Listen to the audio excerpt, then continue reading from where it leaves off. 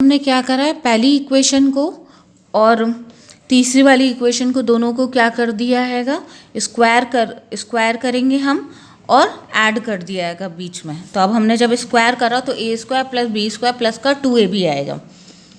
तो इसका क्या हो गया, u square del u over del x का square plus v square del v over del x का स्क्वायर प्लस का 2 u v del u over del x del v over del x. ये वाला टर्म आ गया पहले हमारा, एक वाला कॉन्सेप्ट। सेकंड, अब ये वाला लेंगे,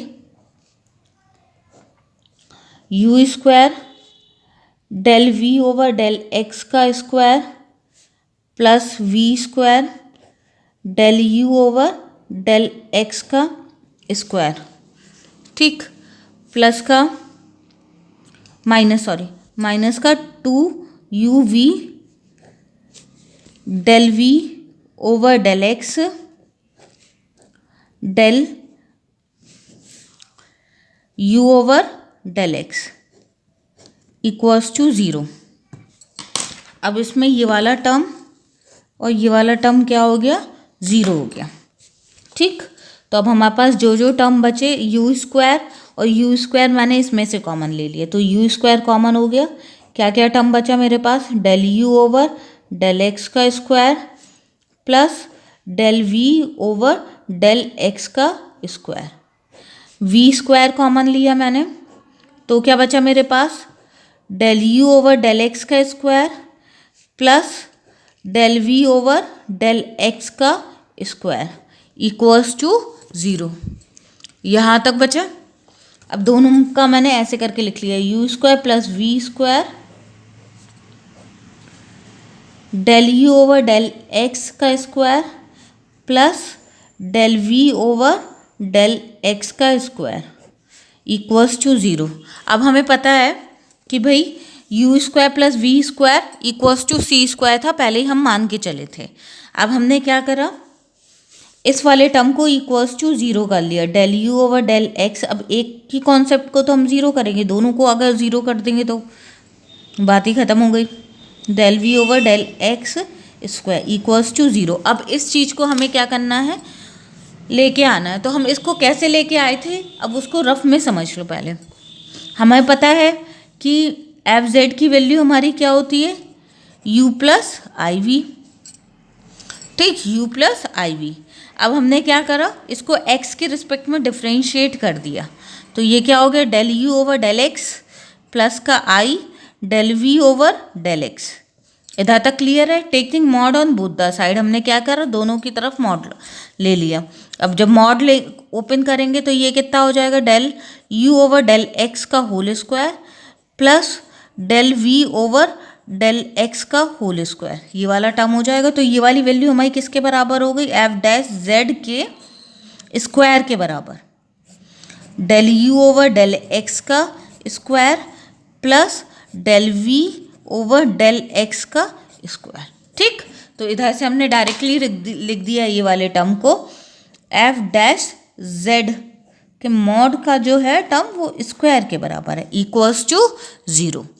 स्क्वायर हटा दिया हमने, f dash z equals to 0 हो गया।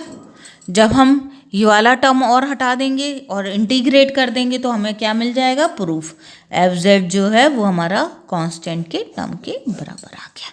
क्लियर है, इधर तक आ गया समझ में।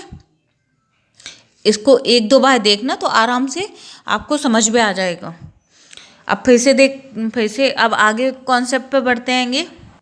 अब मिलनेस थॉमसन मेथड देखते आएंगे हम। इसमें क्या है, जैसे हमारा जो फंक्शन अभी कंप्लीट हो रहा था, f z is equals to u plus i v से हो रहा है, हमारा कंप्लीट एक फंक्शन फॉर्म हो रहा है। अब इनके अकॉर्डिंगली क्या है कि अगर हमें u या v की एक वैल्यू हमें गिवन होती है तब भी हम क्या करेंगे, फंक्शन को ऑब्टेन कर सकते हैं, फंक्शन को हम ऑब्टेन कर सकते हैं। तो इसके लिए 4 केसेस आएंगे हमारे पास, तो उसको हम देखते आएंगे। Case first, when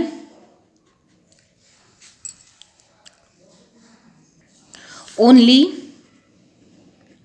real part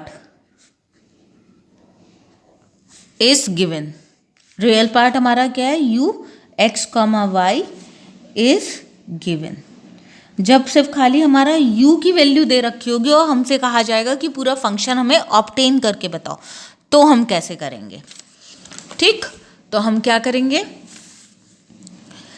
पहले हम क्या निकाल लेंगे, del u over del x। u है तो x के रिस्पेक्ट में फिर हम क्या निकालेंगे, del u over del y। इधर तक क्लियर।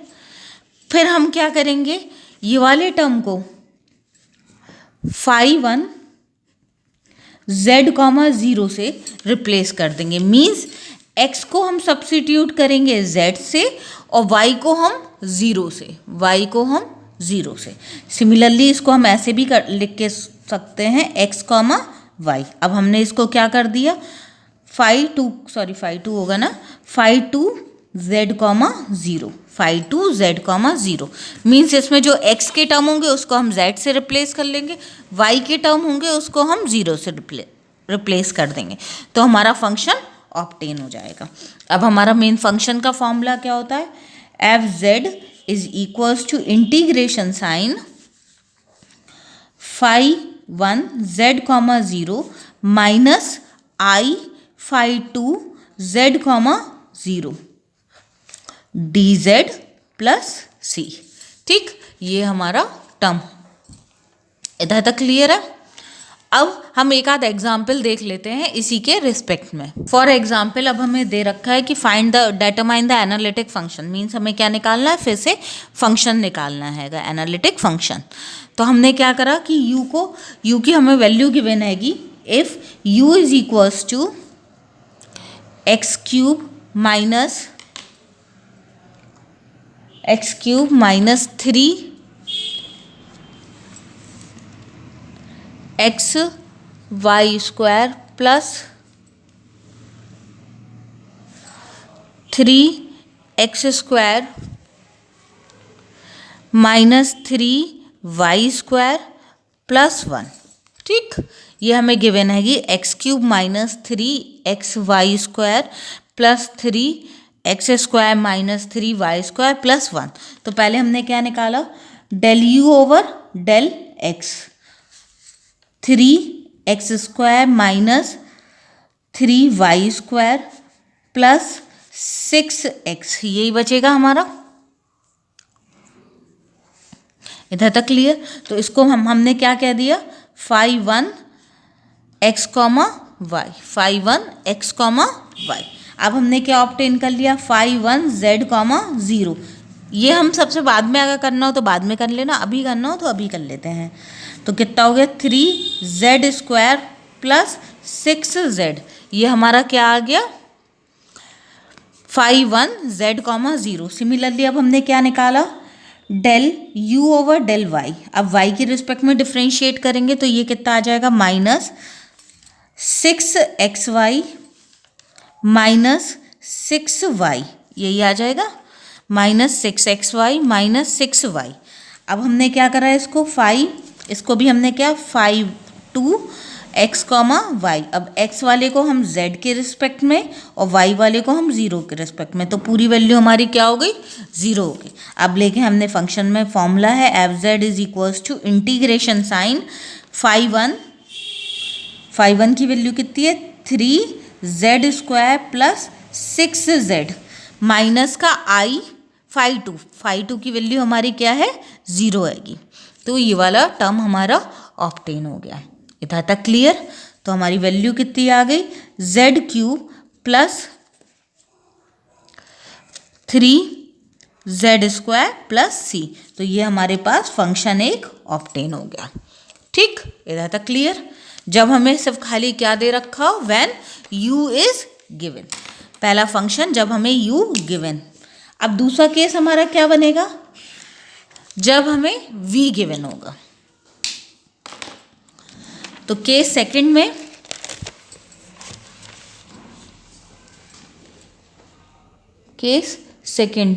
ये सब रिवीजन हैगा क्लास का।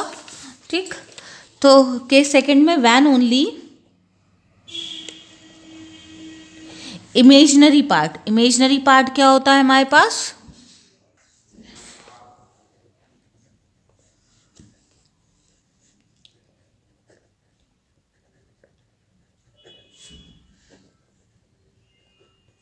when only imaginary part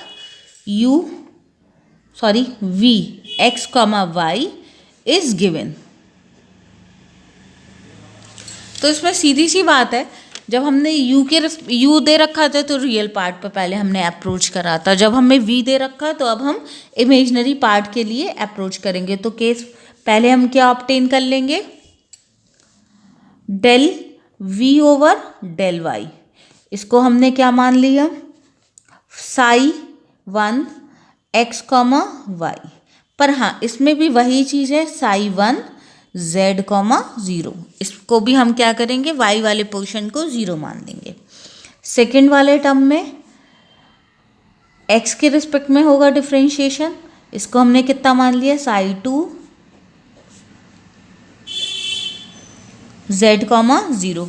formula क्या हो जाएगा? F z is equals to हमारे पास कितना ऑब्टेन हो जाएगा? Integration sine psi 1 z comma 0 minus की जगह अब क्या लगेगा इसमें? प्लस, उल्टा होता है।